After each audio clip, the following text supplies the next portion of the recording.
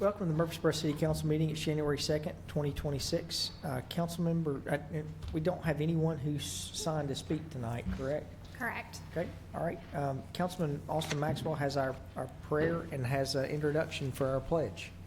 Thank you. Heavenly Father, we thank you for this time this evening. We ask that you impart your wisdom and your guidance and help us make the best decisions for all the citizens of Murfreesboro. For in your name that we pray, amen. I have the pleasure this evening of introducing the boys and men from Troop 441 in Christiana and Troop 320 in Rockvale and Troop 398 in Murfreesboro. These local Boy Scouts are working on their citizenship and the community merit badge to learn how local government works by attending and observing real local government meetings, studying community issues, engaging with local leaders, and volunteering in local charities. These scouts are here as part of that requirement to gain firsthand experience in how decisions are made and how citizens can responsibly take part in their community. And so I'll ask y'all to come up to the podium to lead us in the Pledge of Allegiance. And I was fortunate to get citizenship in the Community Merit Badge.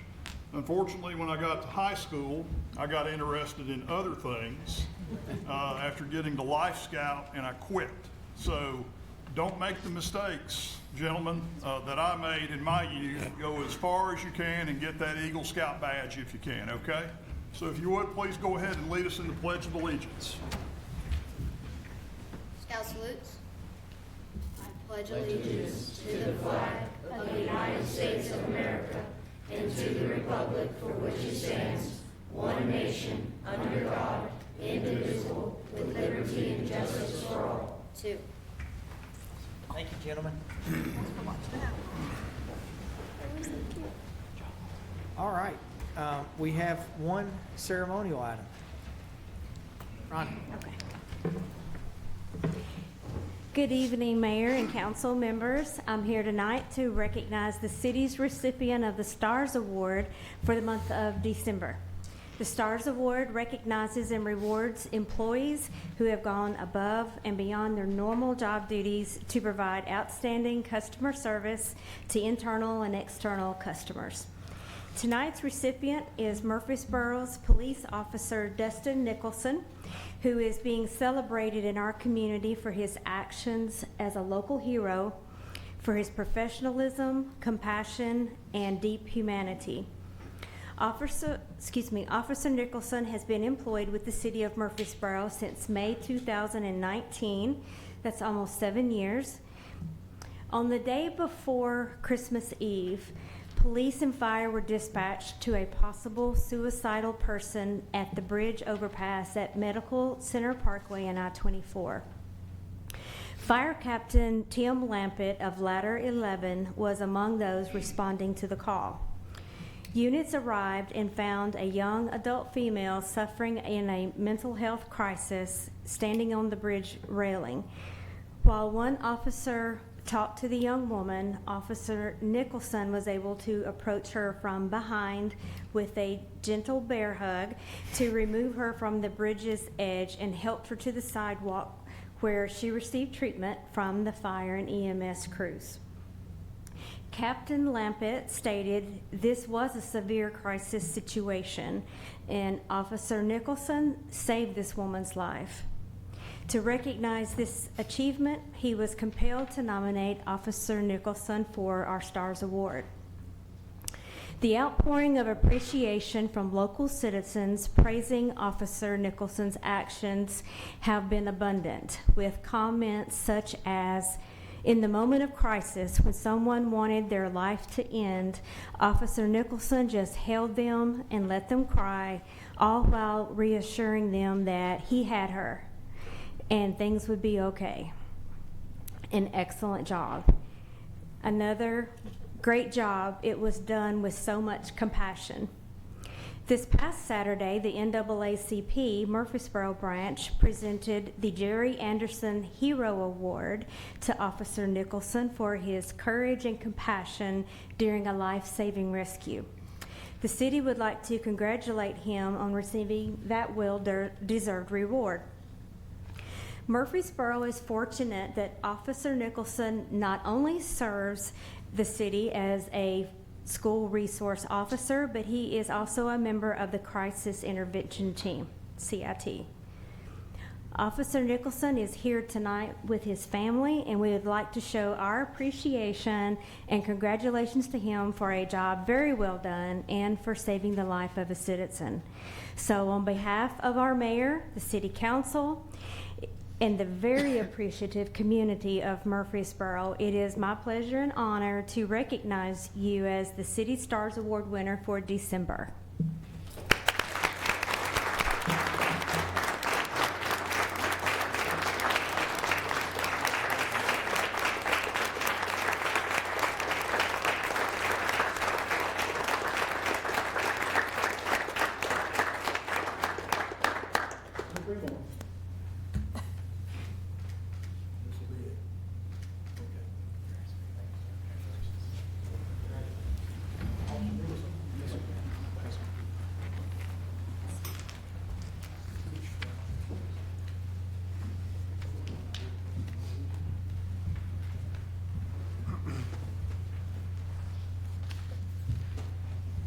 Before we move on to consent agenda, tonight we also, before the meeting, we had our first Legacy Honoree Awards.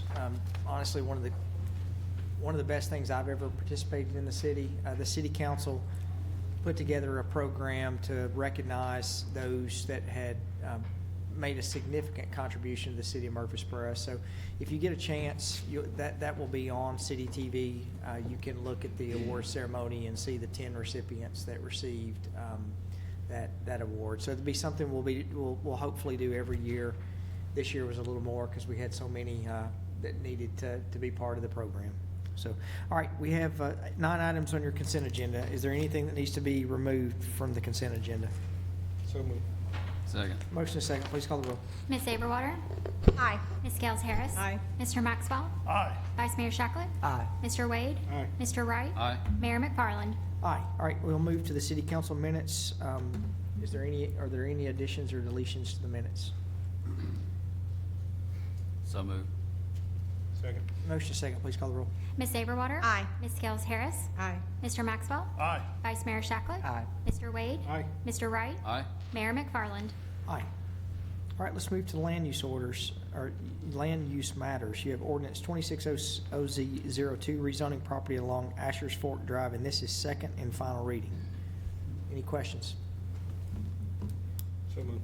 Second. Motion is second. Please call the roll. Ms. Saberwater? Aye. Ms. Gales Harris? Aye. Mr. Maxwell? Aye. Vice Mayor Shacklet? Aye. Mr. Wade? Aye. Mr. Wright? Aye. Mayor McFarland? Aye. Ordinance 26OZ01, zoning for property along Old Salem Road. This is second and final reading. Move for approval. Second. Quick comment.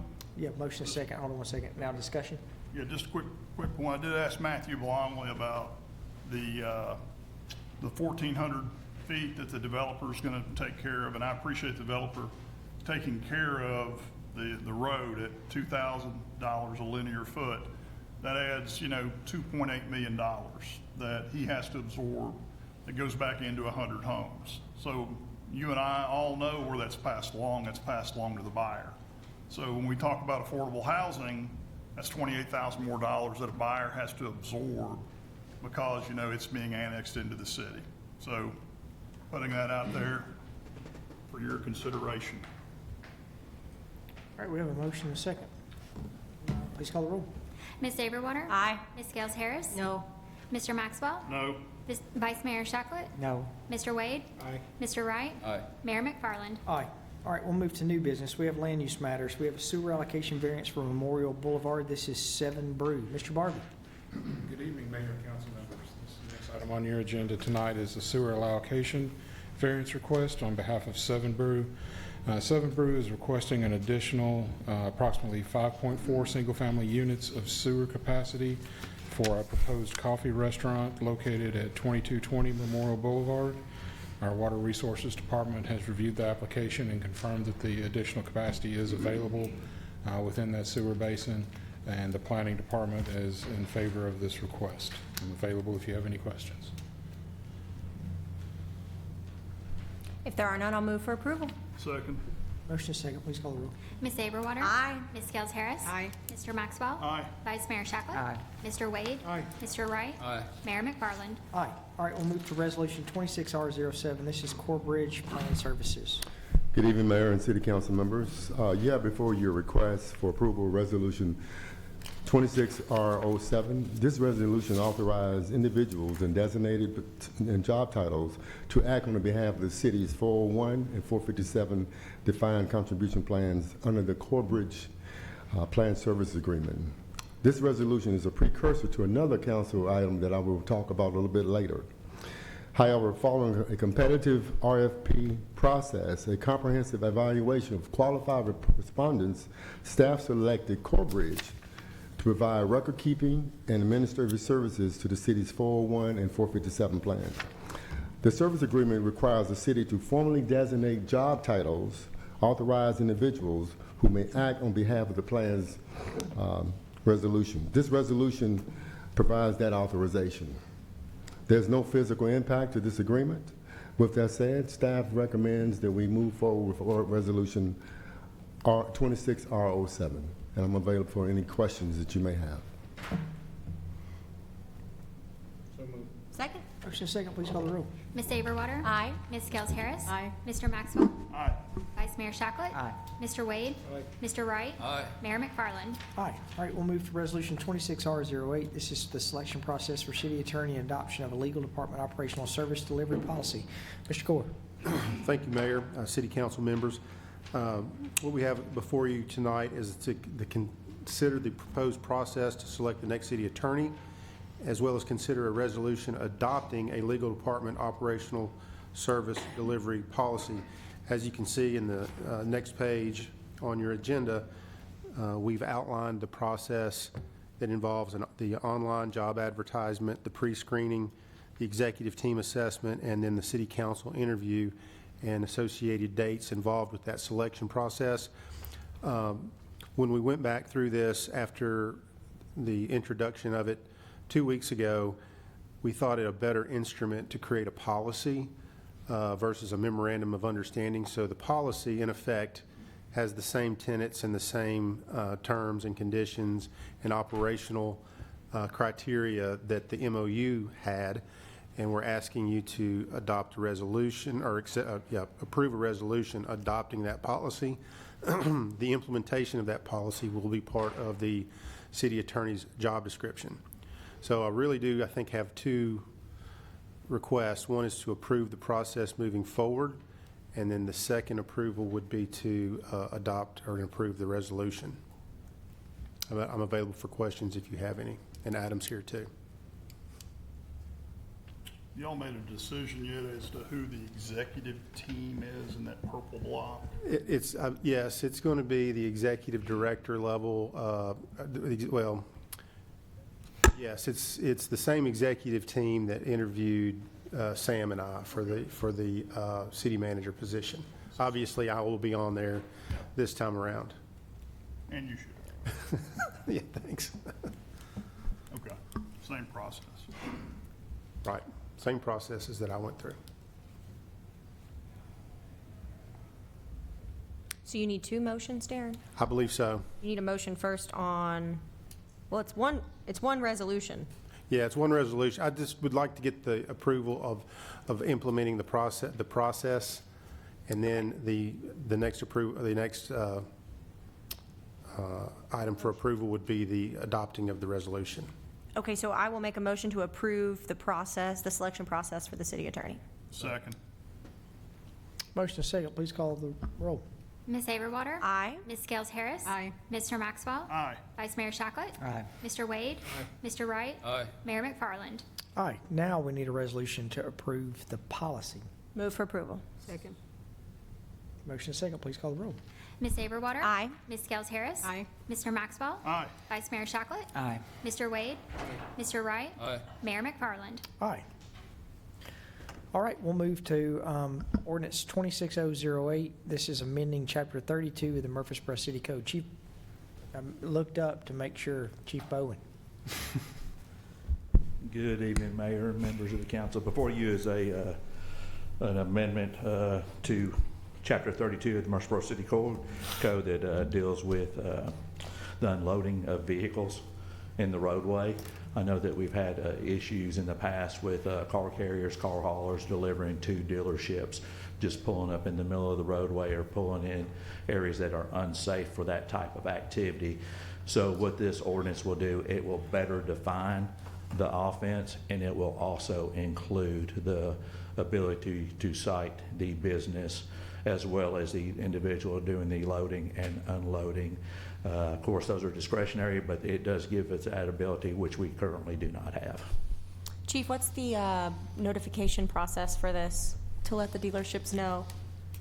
I'm sorry? What's the notification process so the dealerships know? Because it's currently happening a lot. It is. And that's something that we probably need to think about, and I don't know if it's something that we want to just identify those businesses and put them on notice, so to speak, that this ordinance is passed. So currently, we do have some dealerships, and I may have misunderstood your question, but currently we do have dealerships that put it on their delivery bills, but we don't feel like that's being followed. I think the intent is to say, hey, we're telling these guys not to deliver, but they're still doing it anyway. So Right. we feel like there could be some more think that- ownership from the businesses in I this. think it may be good, and is there a mechanism, because To do see? you have to register to be a car dealer inside Yeah. the city of Murfreesboro?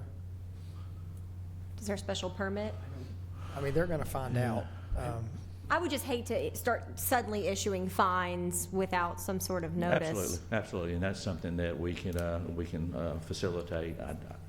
I don't know that we'll get everybody, but we know who some of the regular businesses are that we're having issues with, and that's something we can work on, Adam. Yeah, you could probably, you might be able to do something in terms of querying Yeah. business licenses and things like that. You might be able to. I mean, I think one thing we could do is just sort of like what y'all did on enforcement on South Church Street a week or so ago. We just need to put something out to explain Right. why that we're doing this. And I mean, and I want, just to say this in my opinion, the resident who's watching this, this is a significant issue with It these is. car lots that are unloading. You know, I know there's one offender that is across the U-Haul on Absolutely. Memorial that they unload in the turning lane that you're trying to turn to go to Clark. And you Yes. so it's, I mean, and I know Austin mentioned this several years ago, where you've got some of the Broad Street car dealerships that unload in the right of way, and if you're pulling out of a business, you can't see oncoming traffic because a semi truck's parked on the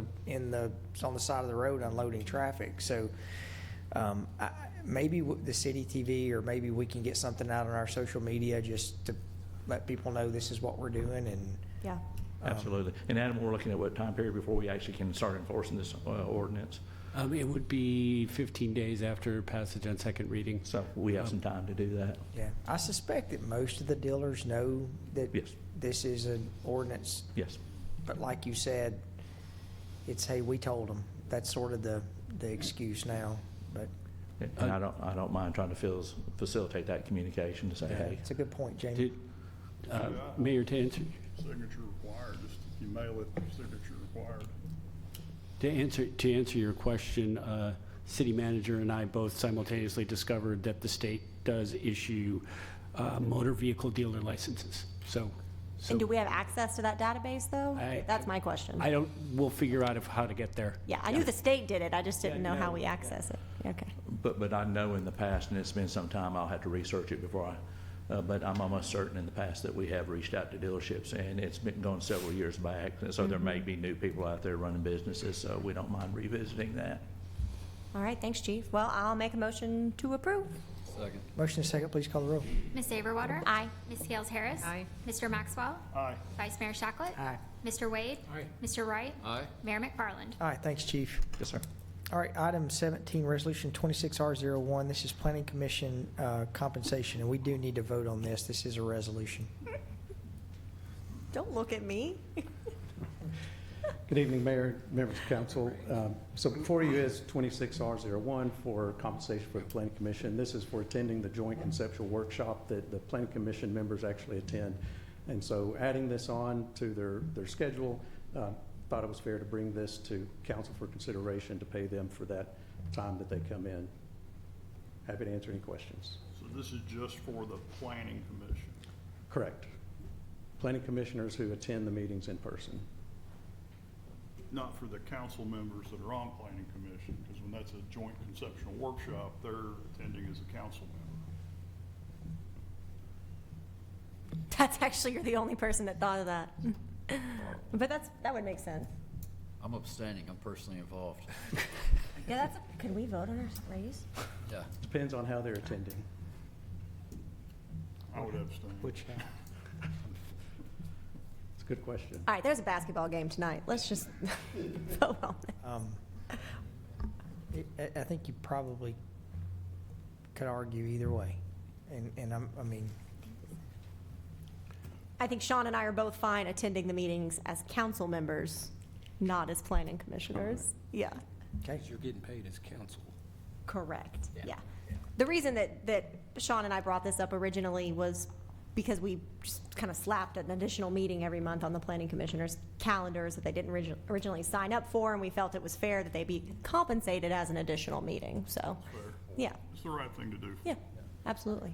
So just mark us down as, I'll make Council member. I'll make a motion, so moved. Is there a second? Second. Second. Motion second, please call the roll. Ms. Aberwater? Abstain now. Hold up. do I need to? We're removed, right? We're council members, not planning So we're not commissioners in your getting paid. motion, right? Yes, that's what I'm assuming. You're attending Attending those as as a council. council member. Okay, then I'm not going to abstain. I'm going to vote. Okay. Can I vote? I'm good. No, aye. Ms. Gales Harris? Aye. Mr. Maxwell? Aye. Vice Mayor Shacklet? Mr. Wade? Aye. Mr. Wright? Aye. Mayor McFarland? Aye. All right, let's move to purchase of mobile data terminals. Chief Owen. Yes, sir. For your consideration is a request to purchase some mobile data terminals for police vehicles. The purchase of 40 MDTs is to equip new police vehicles, which are currently on order. This equipment is available through state contract at a total expense of $173,425, which is funded through the department's FY26 operating budget. So moved. Second. Motion second, please call the roll. Ms. Aberwater? Aye. Ms. Gales Harris? Aye. Mr. Maxwell? Aye. Vice Mayor Shacklet? Aye. Mr. Wade? Mr. Wright? Aye. Mayor McFarland? Aye. All right, we have contracts for police vehicle equipment. Chief Owen. Yes, sir. Invitations to bid for police vehicle equipment was issued on November 18th, 2025. 4 vendors were chosen from the lowest responsible bids to equip and outfit new police vehicles with necessary safety equipment. By choosing multiple vendors, that allows us to divide the workload between them to assist in turnaround. These are unit-based contracts, each with a 5-year term, and if things go as planned, we just anticipate equipping approximately 40 new cars a year. Fiscal impact, we will spend up to about $900,000 annually on vehicle equipment during the term of these contracts, which is currently provided for the FY26 operating budget, and then of course we'll budget accordingly in future budget years. This time I can answer any questions you may have. Move for approval, Chief. Second. Motion second, please call the roll. Ms. Aberwater? Aye. Ms. Gales Harris? Aye. Mr. Maxwell? Aye.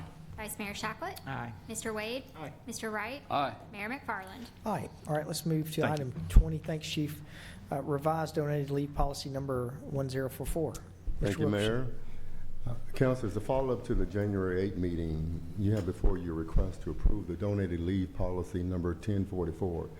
As discussed in the January 8 meeting, staff wanted to give you time to review the policy and for us to answer any questions you may have.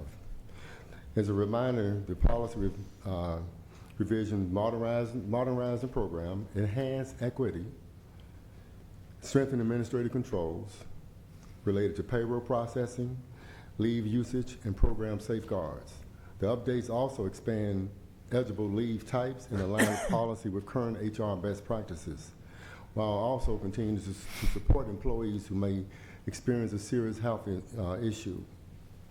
There's no additional physical cost related to the change in these policies. With that said, staff respectively request your approval to move forward with this policy. I'm available to answer any questions you may have at this time. Move for approval. Motion is second, please call the roll. Ms. Averwater? Aye. Ms. Gels Harris? Aye. Mr. Maxwell? Aye. Vice Mayor Shacklet? Aye. Mr. Wade? Aye. Mr. Wright? Aye. Mayor McFarland? Aye. All right, we'll move to Corbridge Plan Services Agreement. Mr. Wilkerson. Thank you. As a follow-up to Resolution 26R07, you have before you a request to approve the Corbridge Plan Service Agreement for the city's 401A and 457 defined contribution plans. As I mentioned earlier, following a competitive RFP process and a comprehensive evaluation, staff selected Corbridge to be our next record keeper and administrative services related to the defined contribution plan. We believe that Corbridge will offer enhanced participant support and plan management services, including improved customer service, expanded financial wellness and educational services, strong operational oversight, and ongoing competitive compliance support. This transition is expected to generate an estimated savings around almost $16,000, particularly in the record keeping and administrative category. There's no physical impact to the city. All expenses associated with this agreement will be paid for by the plan participants, in other words, the employees. With that said, staff respectively request your approval to move forward with this agreement. I'm available to answer any questions you may have at this time. Move for approval. Second. Motion and a second. Please call the roll. Ms. Averwater? Aye. Ms. Gels Harris? Aye. Mr. Maxwell? Aye. Vice Mayor Shacklet? Aye. Mr. Wade? Aye. Mr. Wright? Aye. Mayor McFarland? Aye. All right, you have a couple of reappointments to the Airport Commission. Move for approval. Second. Motion is second. Please call the roll. Ms. Averwater? Aye. Ms. Gels Harris? Aye. Mr. Maxwell? Aye. Vice Mayor Shacklet? Aye. Mr. Wade? Aye. Mr. Wright? Aye. Mayor McFarland? Aye. We have 2 beer permits.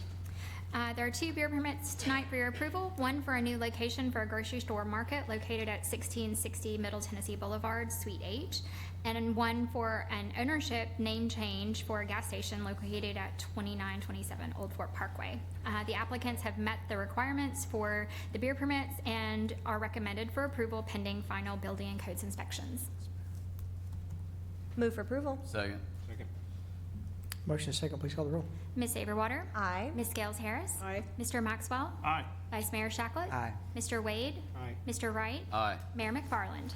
Aye. All right, let's move to payment of statements. You have 1 bill for legal services that needs to be paid from the general fund. Any questions? So moved. Second. Motion is second. Please call the roll. Ms. Averwater? Aye. Ms. Gales Harris? Aye. Mr. Maxwell? Aye. Vice Mayor Shacklet? Aye. Mr. Wade? Aye. Mr. Wright? Aye. Mayor McFarland? Aye. All right, let's move to other business. Temporary authorization to shut down city facilities due to extreme weather. Timely. Mayor, council members, thank you for the opportunity to come before you again.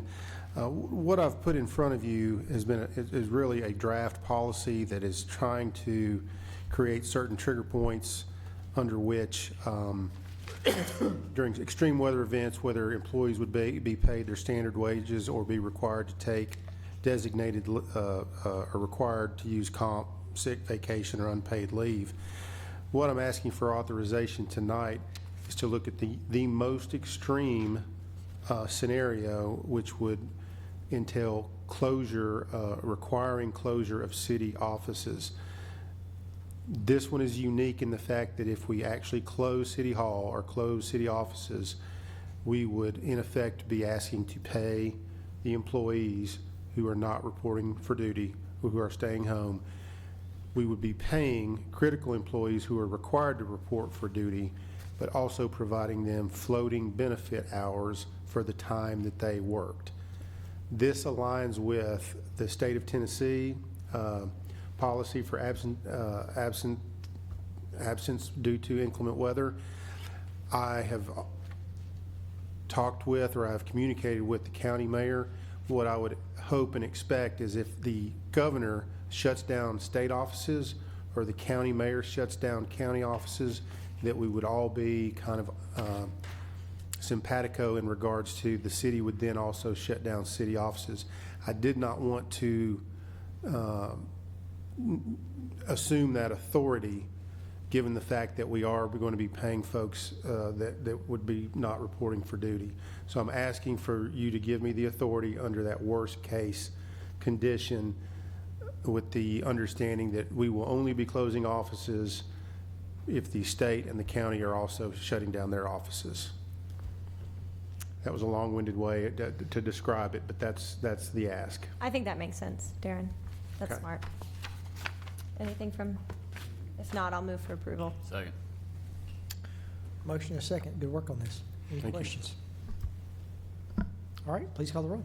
Ms. Aberwater? Aye. Ms. Scales Harris? Aye. Mr. Maxwell? Aye. Vice Mayor Shacklet? Aye. Mr. Wade? Aye. Mr. Wright? Aye. Mayor McFarland? Aye. Any other business from staff? Any other business from city council? Any comments on the snow and the preparedness? I can, yes. Raymond Hillis, our Executive Director over Public Works, they are big brining, have the salt trucks, they have gotten all their equipment ready. I know they have gone through and gotten all the chainsaws sharpened if there's an ice event. Been talking with Chris Clark with the County Emergency Management Services. We actually have a conference call with all of kind of the Public Works and operational folks at 10 o'clock tomorrow for a 30-minute rack up. I believe the county is looking at opening the county's Emergency Operations Center just in case there is a significant event. In speaking with Chris really right before our council meeting, he said it has been absolutely a blessing how everybody's been working together and collaborating and communicating. So I say boots on the ground are ready to go. Excellent. Yeah, and I think that's something to relate to the resident, the level of preparedness that goes on. You know, this is not like a thunderstorm or a tornadic event that really we're prepared, but we don't know that it's coming. In this case, there's been lots of discussion that's been going on the last 4 or 5 days, and so I think you're going to. Our street department is ready to go. Middle Tennessee Electric is notified that their active crews are on standby and their contract crews are on standby. So the snow we can take care of. The ice is what I think everyone's worried about. And but I will say this: Chuck Barber did with Middle Tennessee Electric said that in the years that he's been at the company, they've not seen the right-of-ways in as good shape in Murfreesboro as they are right now, which that's your tree limbs that could knock power lines down. So if anything major happens, we'll stay in contact on all of our social media pages and keep you updated on what's happening inside the city. You also can go to the city website, click on the CCTV for our cameras, and you can just about monitor most major roads in Murfreesboro and see what they look like before you go and travel on them. One new item that is available now for public viewing is our salt truck routing system. We've got to interact. We have on our GIS system on the web. We show where our salt trucks will be traveling and the routes that they take so you can see what roads will be cleared. How much are they predicting? Ma'am? How much snow or ice are we predicting? Well, I've been keeping an eye on it. It was originally 15 inches and then it went down to 8 inches and I think it's down to 3 inches right now. So, but again, it's that ice mixture. It's really more about the ice than this. We can handle snow, no problem. It's going to be if there's a lot of ice involved. It's going to be like negative half an inch It's going to keep by the dropping. time Sunday comes along. Yeah, and so the one thing we would say that if you have an elderly neighbor that may live alone that's close to you, check on them. And that way, if there is something that you can't get in touch with that individual, or if you see issues, please notify our emergency service personnel, and that way we can go check. So, That's nice. all right, if there's no other business, gentlemen, thank y'all for coming tonight. You came at a really good meeting because we are out of here in 35 minutes. That's pretty good. With that, we'll stand adjourned.